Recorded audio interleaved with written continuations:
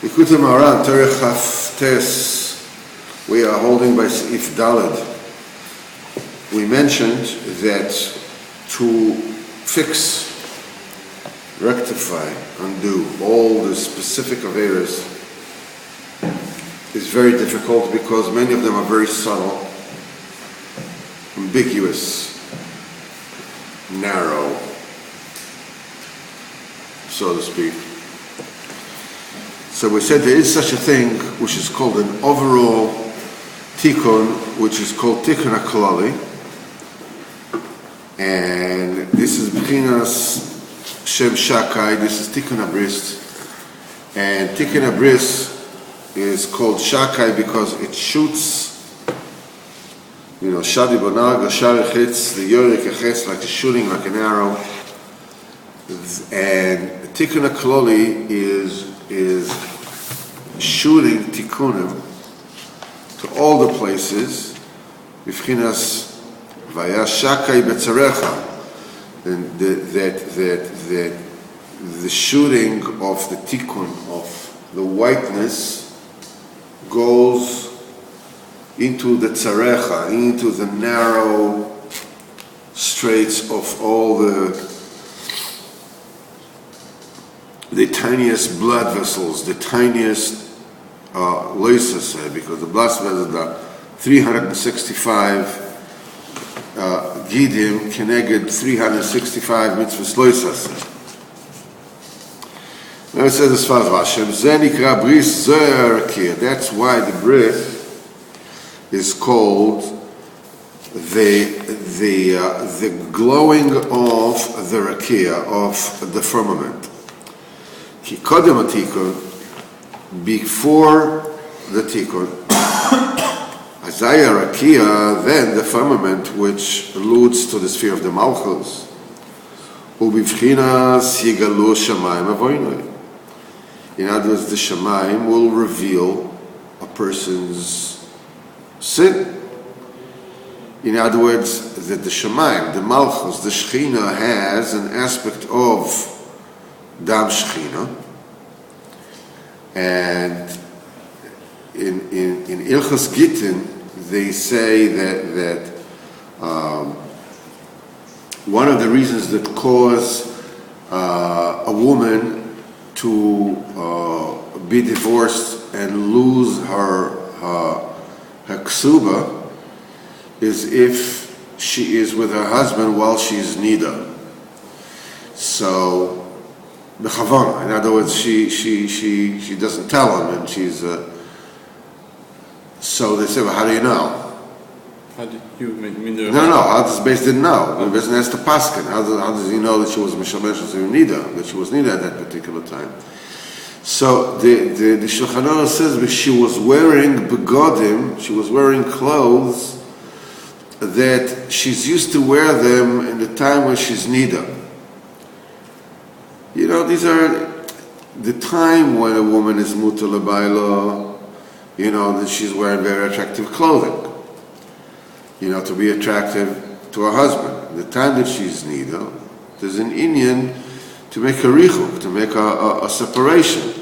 So she's wearing these kind of clothing. Is this enough to prove that she was a nida?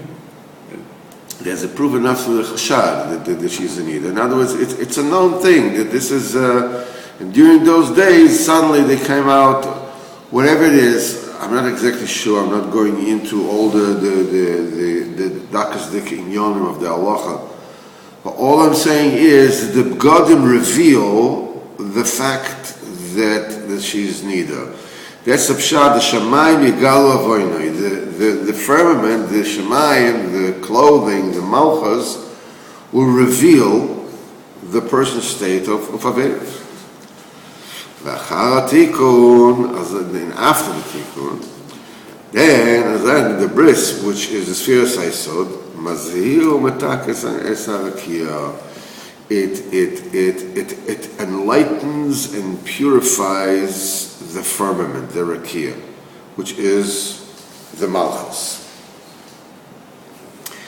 This is b'chinas lashon shel zahiris. This is when, on Yom Kippur, when they used to send the soil azazel, the billy goat that was sent, one of them to do bishechted for Hashem, and the other one lazazel.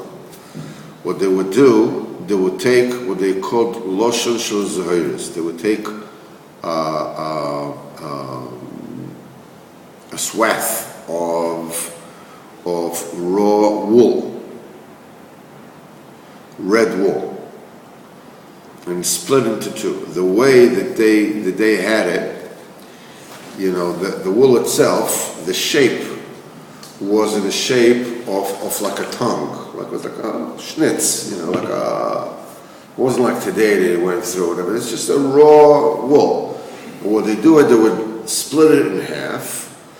One half they would tie between the horns of the Sa'ir HaMishtalech, the goat that was being sent to the Azazel. And the other one they put in Beis HaMikdash. Once the billy goat got to the cliff and was pushed down, and if the avodas of Am Yisrael were eradicated, the half of this lashon shel zahiris, lashon of wool, the red wool, would become white. It's like this, the people in Yerushalayim would know that the Kadosh Baruch Hu has atoned for their averis when the red became white. So the Rebbe says this is lashon shel zahiris, that you can have from the same Shalech, and to have from the Beis HaMikdash. And once that billy goat died, the one in Beis HaMikdash would become white. That's why the bris is called lashon shel zahiris. In other words, that it whitens the red of the begodim. It was made out of wool. Wool is the material from which clothes are made of, right?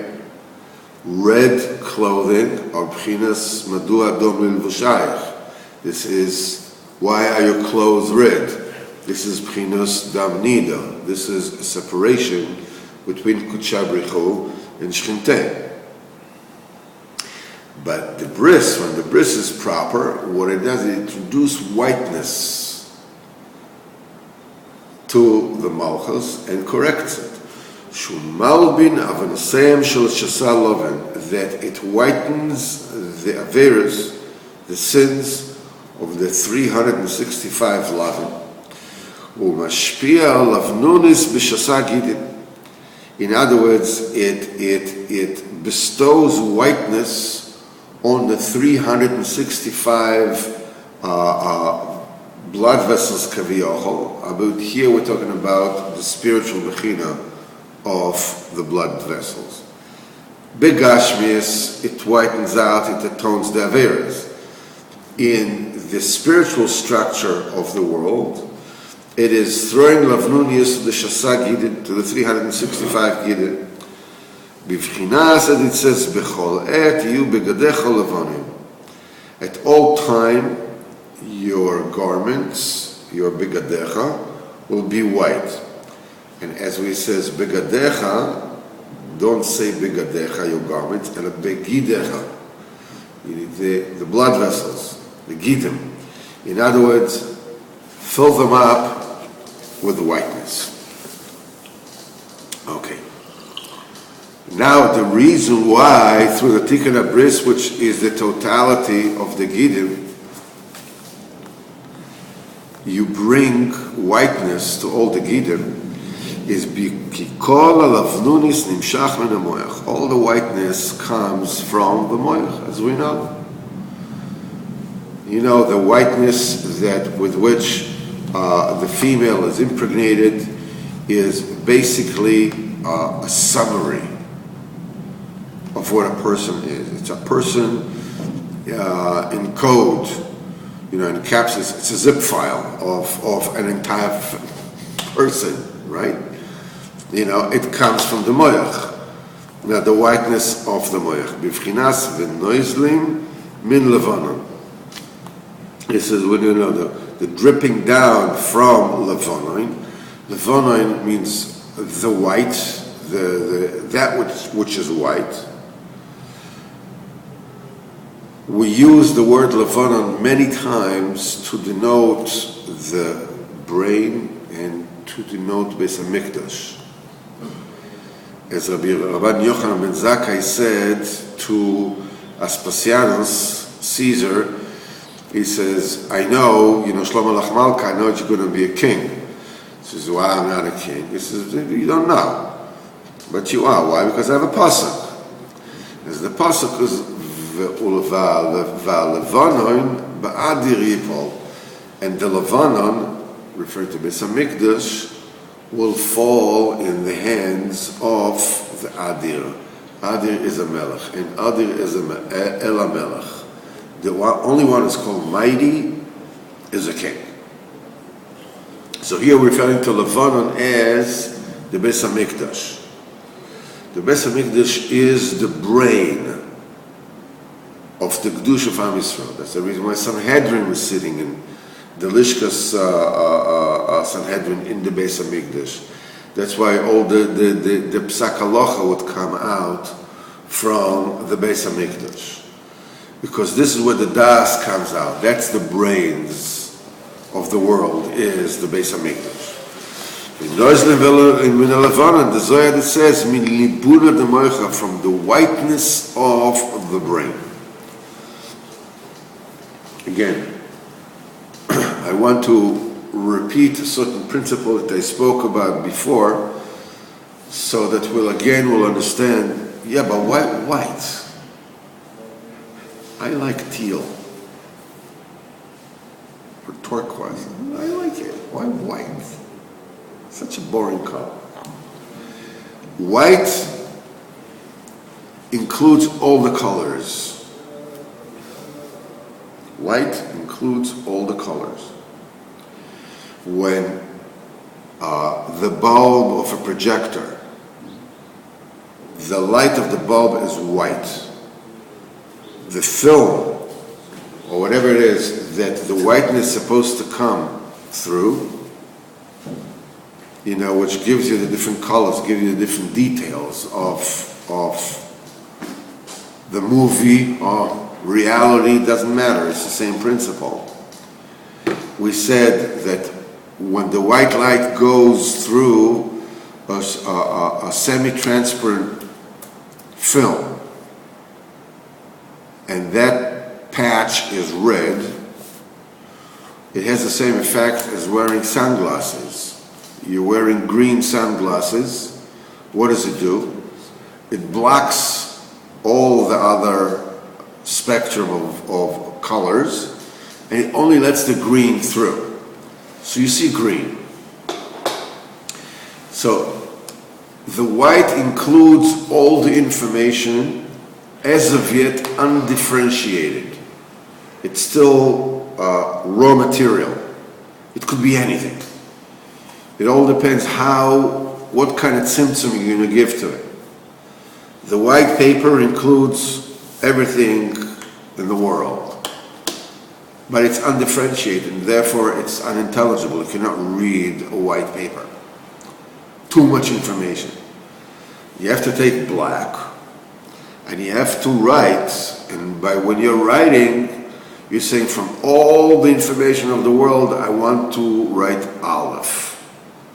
It could be, in that place could be Zayin and Tes and Ches and Taf and whatever. No, but I just want Aleph. Sorry. Right next to it, I want to write a base. Next to that, I want to write another Aleph. Together, I'm making the word Abba. Okay? So from all the literally unlimited number of things which are included in potential in the white, I black out every other possibility and just say Abba. So expression of something which we can perceive, which we can grasp, is when you take that which includes everything and we push away all the things that we don't mean, and we're mitzamtzem to express just one thing. So it starts with an everything, with whiteness. That's the love and the it's called the supernal whiteness. Everything is possible. That everything, according to a plan which is even way beyond that, it's determined what kind of tzimtzumim that whiteness will be subjected to in order to bring about the message. It's a big inyan. The Nosson writes about Rosh Hashanah. That's why the days of Rosh Hashanah are such Yemei Din, days of judgment. The first day of Rosh Hashanah is very, very harsh judgment. It's called Dina Kasha. The second day of Rosh Hashanah is called Dina Rafia. It's a more, a lesser kind of constriction. Why? Because you are basically creating a whole year, which could be anything. It could be the year of brotherly love, or it could be the year of Nazi Germany. It can be either or. It can be anything in between. We're talking about total white. This is when the Shalom of the Tzaddik goes beyond the human confinement into Ein Sof. Actually, each and every one of us visits that place in Benigia when we go to sleep at night, every night. You're coming to a place of Shalom Neder that we don't know anymore. Is it boiling maybe?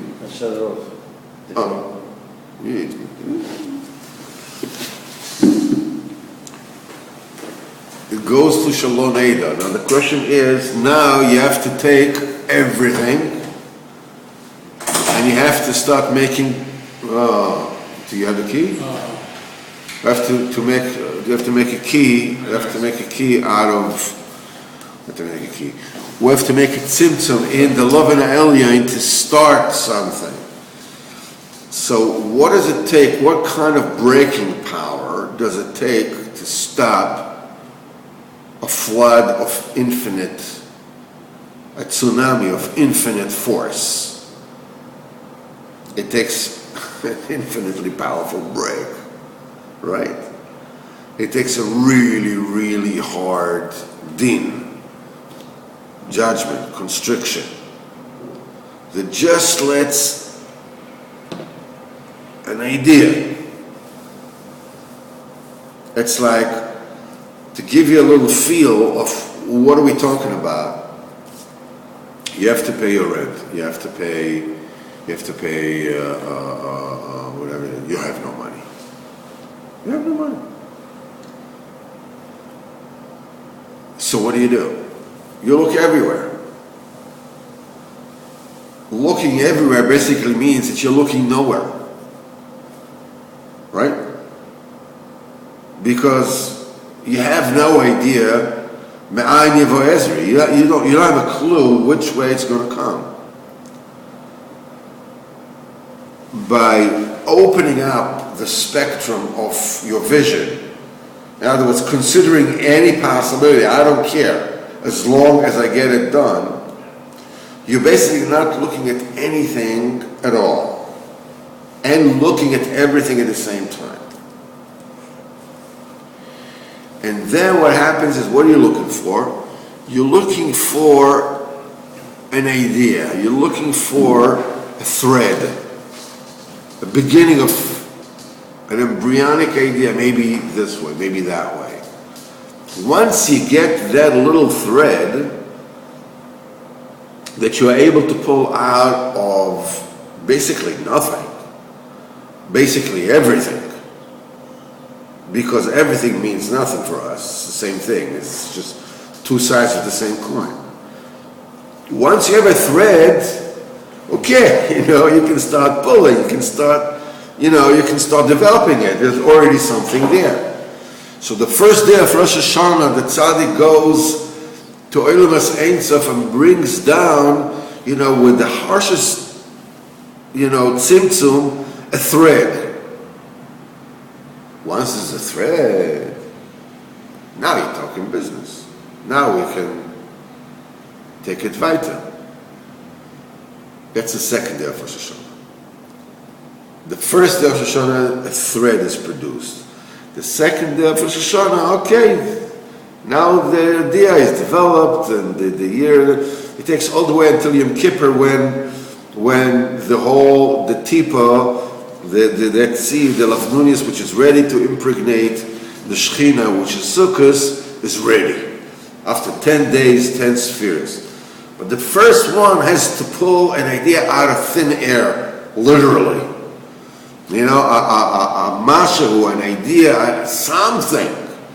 Give me something. It's like the story of the Baal Shem Tov when he went to Eretz Yisrael and they tied him up, they say every year that they tied him up on the island, with the cannibals, and he lost all his moichin. And he told his mishamish, he says, can you know everything? He says, I only know the Aleph base. He says, so stop reciting the Aleph base. What good would the Aleph base do? Because the not knowing the Baal Shem Tov means that he knows everything and therefore he knows nothing specific. You cannot work with nothing specific. By giving him the Aleph base, you give him the beginning of a thread. From then, okay, now we can start davening. Now we can start working with it. So the lavnunius comes from the moyach. The whiteness comes from the chai. Went through this entire tangent in order to cement again, to talk about that particular aspect of lavnunius, love and alien. It is something that it's not enough that we explain it once and okay, I got it. It doesn't work that way. We have to repeat it, and we have to repeat it, and we have to repeat it, and eventually it becomes, we acquire it, we understand it. I mean, according to our Madrega, each one according to his Madrega, we understand what it is. We understand what it is. That's why all the repetitions.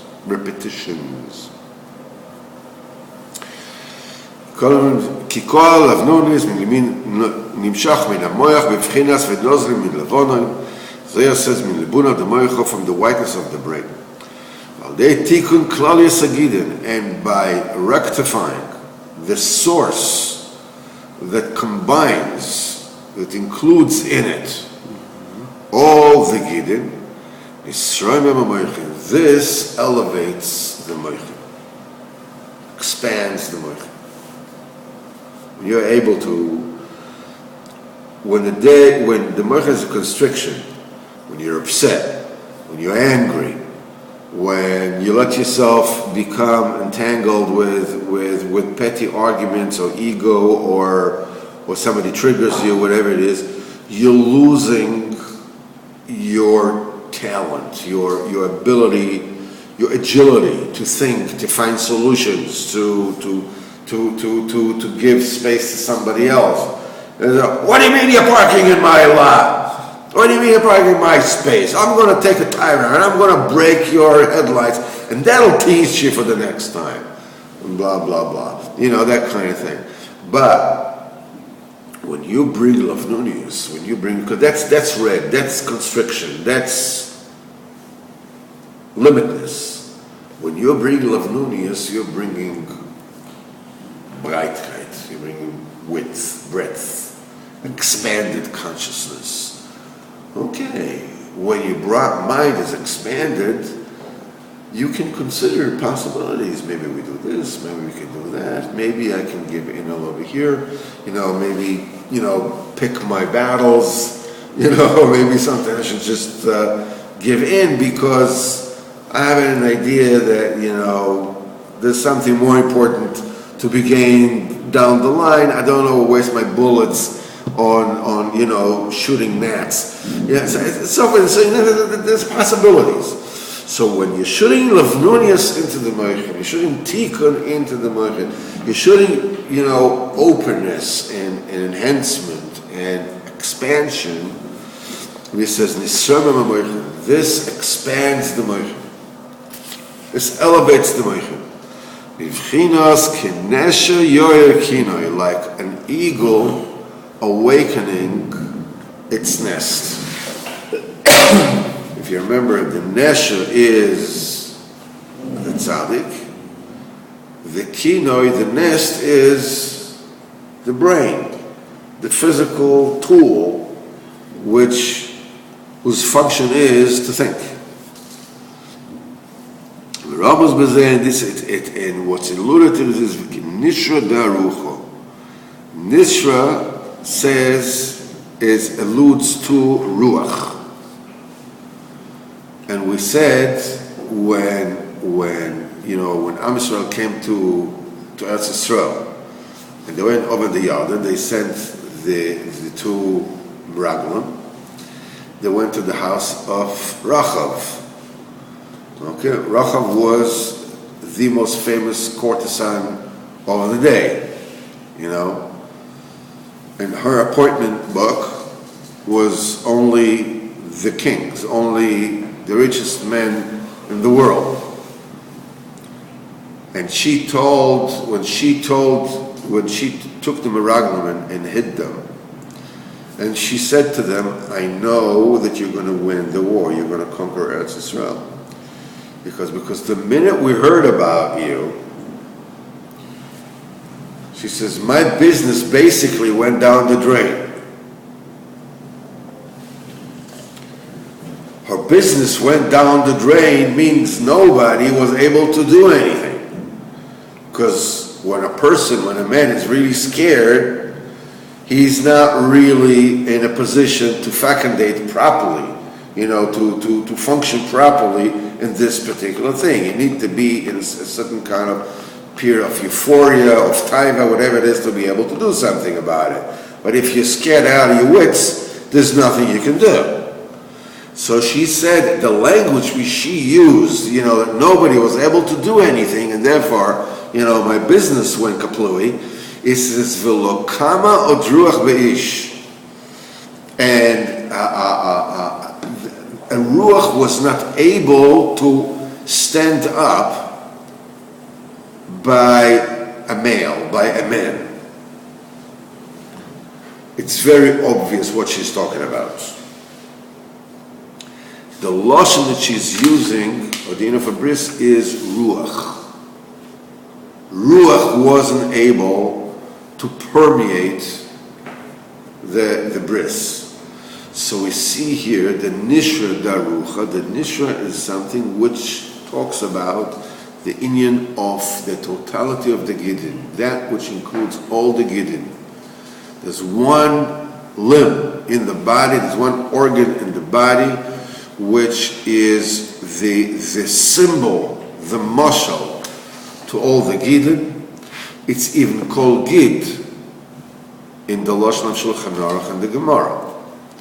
And that is the male organ. When it says you should not, when a person urinates, you're not supposed to touch the gid. You're not supposed to touch that particular organ. The Lashon is used as gid.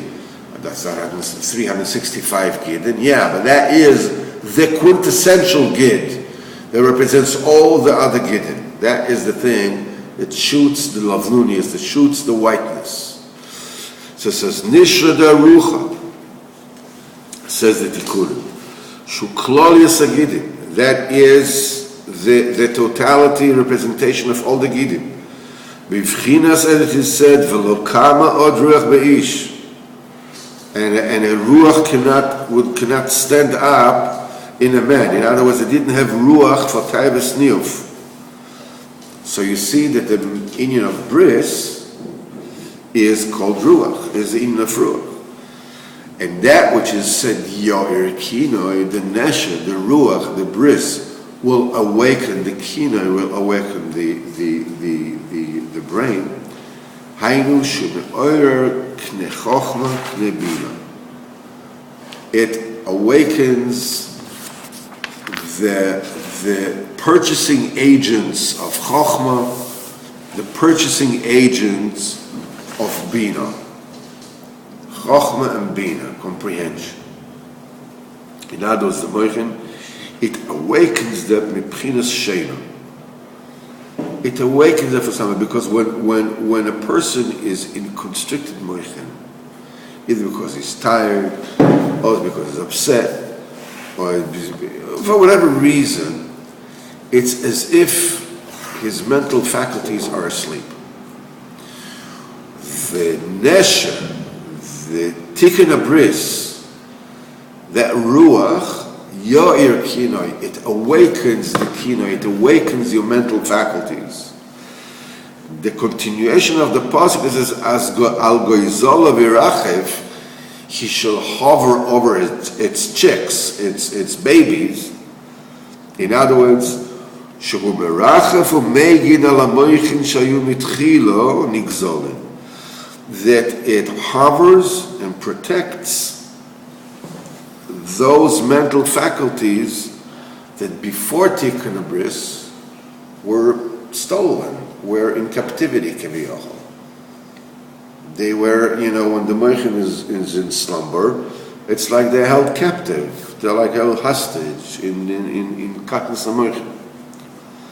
Bivchinas, as it is said, Goizel Aviv V'imoy, the one who robs his mother and his father. What is it? What do you mean he robs his mother and his father? It says, V'kihem HaMoichin, the mother and the father we're talking about are the Moichin. What's the father? What moich is the father? Hello? What moich is the father? What moich is the mother? No? You know. No. The father is the Chokhmah. The mother is the Bina. So it says, Gozel Oive Bima, the one who robs his mother and his father, which means it diminishes the Chokhmah, his own Chokhmah and his own Bina. When a person is in constricted consciousness, it's like he's robbing Alva V'ima. What the Luzin Ki HaMoichin, because the Moichin, the mental faculties, Shem Av B'Chokhmah, a father in Chokhmah, Ve'em La Bina, and father is the euphemistic name for the Bina. We know in Sifrei Kabbalah, the Chokhmah is called father, the Bina is called mother. And being that the tipa, the drop, the seed comes from the moich, comes from the brain, that's why when a person is pegim bebris, in a pegam bebris, when a person damages the covenant, what he's actually damaging, he's damaging his mental faculties. He is robbing his own Chokhmah and Bina. Mimela, the reverse is also true. When a person brings about Tikkun Abris, when you correct the bris, when you rectify the bris, you elevate your Moichin. You fix up your Chokhmah, you fix up your Bina. And you bring Lafnunias from the Moyach to all your Giddim, to all your Tzimtzumim all over. This is by you personally, but at the same time, you also influence the entire world. You are a remote control. Remember, the world is a fractal principle. Whatever is true in the prat is true in the klal. Whatever you do in oilam katan, you're doing oilam gadol. All the tikkunim, and again, it's also a principle which is very important to really get good in the kopaline, and that is the inyan that whenever it is that you do a tikkun, chas v'chalila, a person does the opposite, he always either rectifies or damages two aspects. One of them is his own private manifestation of that thing, and the same thing in the totality of the entire bria. So when you bring a tikkun to yourself, when you bring a fixing to yourself, you're bringing fixing to all the world. So when a person it doesn't in the elements of learning, so you have this, the spheres of Chokhmah and Bina are also being enriched, and they pull down Lavnunius, they bring down whiteness to the Malchus, which is the Shechina, and then the Lavnunius, the Malchus, the whiteness, is being drawn to all the Gidim in the Shechina. That cancels out Kivyochol the Dam Nida in the Shechina. As we said, Dam Nekov and Asacholov, and the Shechina becomes starved. Hashem will continue tomorrow. We're going very slowly because these are very, very subtle and abstract.